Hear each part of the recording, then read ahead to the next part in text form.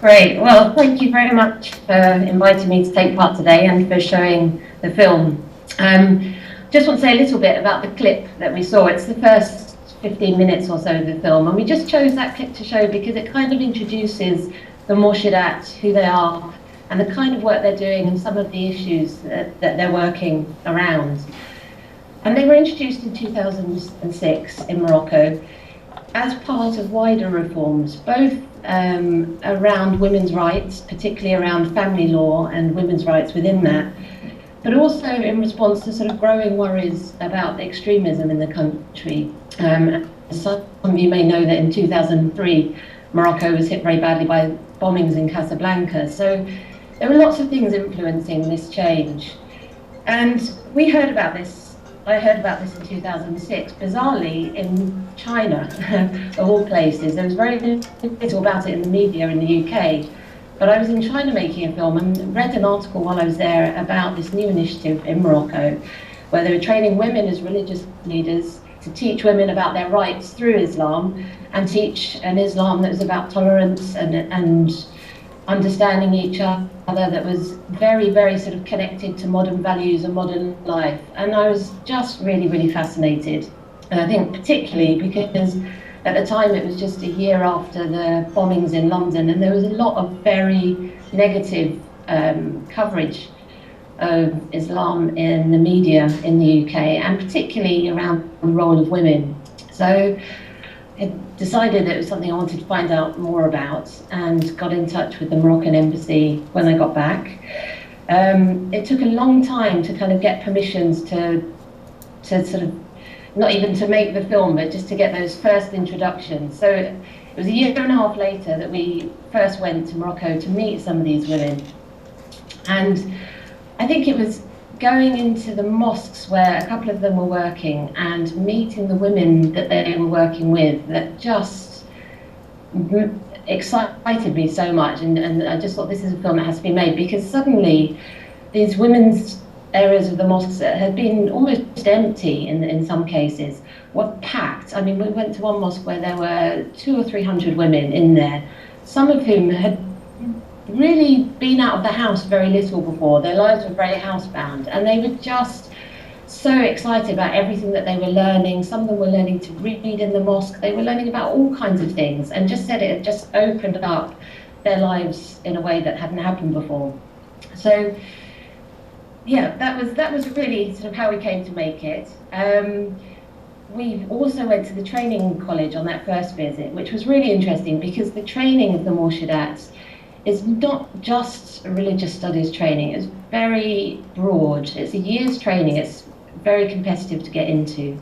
You have to have a degree, you have to pass an exam, and you have to know at least half of the Quran by heart, even to qualify. And it's a very intensive year where people learn, and there's women learning alongside men, because the scheme includes men as well. And they're learning about psychology, international affairs, sociology, and of course more traditional Islamic teachings as well. So it was fascinating. It was then a longer journey to get to film, and the filming took a long time. We filmed between 2000, the end of 2009 and beginning of 2012, so it was about 2.5 years. And that was that they're working in public institutions, which made permissions very complicated, but also because a lot of the filming that we were doing was with women who were very keen to be filmed, but then when we went back to sort of follow stories, sometimes husbands or cousins or brothers-in-law would have objected to the filming. So there was a lot of stopping and starting, which means that the film, when you see it as a whole, has quite a sort of episodic structure. We ended up filming with 3 different Morshidat, 2 of whom are based in Rabat, the capital, and one of whom, Bushra, who you meet towards the end of that clip, is based in the north, in a rural area. And they're all working in mosques, but also in other places as well. So Hanan goes into prisons, she goes into schools. Karimo, who you didn't see in that clip, did a lot of work in schools as well. And Bushra worked mainly in a girls' dormitory in the rural area where she works. And I want to talk a little bit, a bit about the work that they do in rural areas, because I think for us making the film, that was where some of the issues that they're confronting and sort of challenging just felt really, really vital. And because life is very, very different for girls growing up in the countryside than girls in the city in terms of mainly their access to education. There are, in a lot of areas, it's quite difficult to get access to schools, which means that girls, if they want to continue their education, have to go and stay in dormitories in the city. And lots of parents don't want their daughters to go. It's not necessarily because they don't want them to have an education, but there's a lot of fear about what will happen if their daughters go and stay in a dormitory. The main one being that they'll end up getting pregnant, which is a huge shame, would bring huge shame on the family.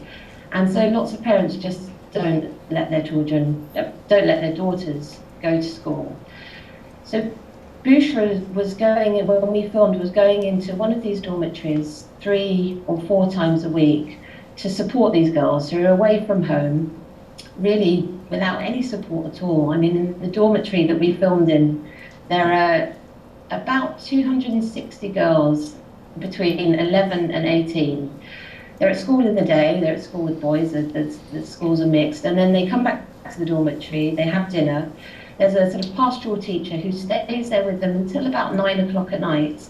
And then basically they're locked into this big building and left completely on their own, which, you know, for us, I think, seeing that it was quite a shocking situation, because 250 girls, all under 18, with no support, is a difficult position to be in. So Bushra's role there was really, really important, and she went in to give them emotional support. A lot of them were having problems, I mean, usual teenage problems, but sometimes problems with their families, pressure to leave school, go back home, all kinds of things, but also really to encourage them to complete their education, to support them, to sort of help them revise, give them confidence, help and support them in all kinds of different ways.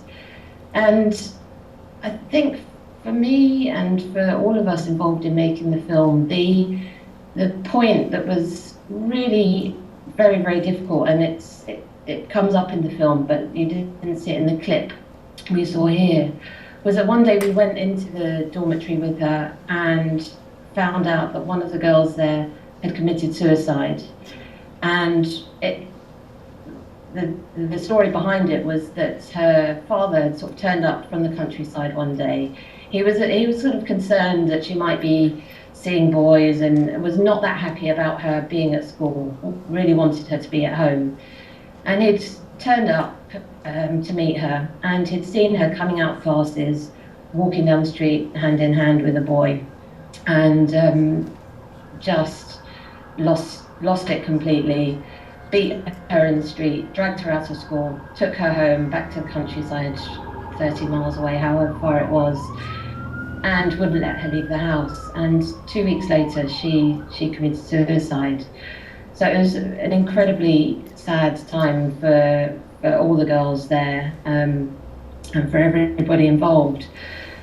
And all the girls there could really relate to her experience, I think, which made it very clear how universal that was. And I think what that really brought home to me and to us making the film is that the role of Bushra and the Morshidat is so delicate. It's a kind of knife edge, because they're there supporting these girls in their education and encouraging them to sort of stand up to their parents or their fathers, if their fathers are making decisions that they don't feel are right, or you know, sort of against what they believe to be women's rights and women's the things that girls should be able to do. But one small thing could mean the end of a girl's education. So they have to be very, very careful not. Sorry, lost you. Yeah. Like to. Sorry? It's the message entice your Yeah. seeming to Yeah. restart. Because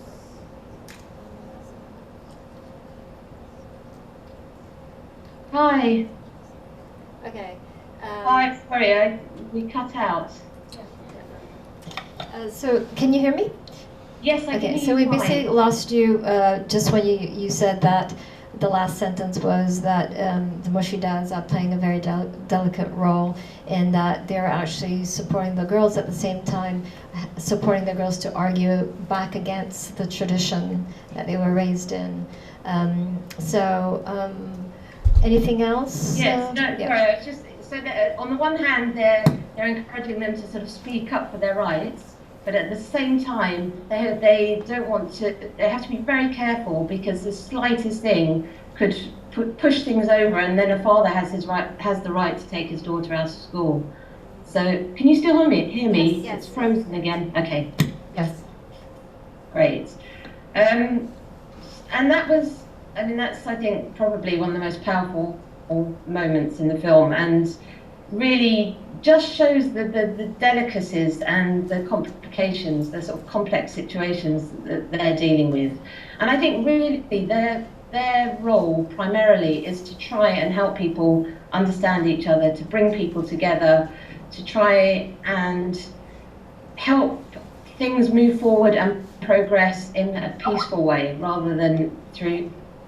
Am I back? Yes. Yeah, you've been back. Sorry, I just got a message saying you lost my audio. Oh, that was a long time ago. Okay. Okay. So Rosa, I think we need to move on to the next speaker, Hind, Joel. Hind, are you good to go? We're going to Yes. stay here in Morocco still, and